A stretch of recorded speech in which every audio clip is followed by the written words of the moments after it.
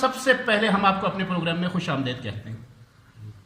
کیسے بتائیے گا کہ آپ کے ذہن میں یہ آئیڈیاز، یہ جو ڈیجیٹل ٹیکنالوجی متعارف کرانا اور دیگر تفصیل بتائیے گا کیسے آپ کے ذہن میں آیا اور کس طرح آپ نے اس کو مینیج کیا؟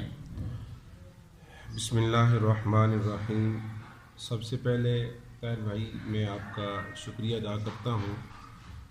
آپ سے لے کر اشراق کی نماز تک قرآن مجید کی تلاوت، مخصوص آیات کا مفہوم اور کچھ چیزیں، یہ چیزیں جو ہوتی رہیں، پروجیکٹر کے ساتھ ہو، ٹیکنالوجی. جی ظاہری بات ہے ہمیں اس حوالے سے آئے روز جس طرف ہماری ٹیکنالوجی جا رہی ہے، ہماری نئی نسل کا رجحان ہے.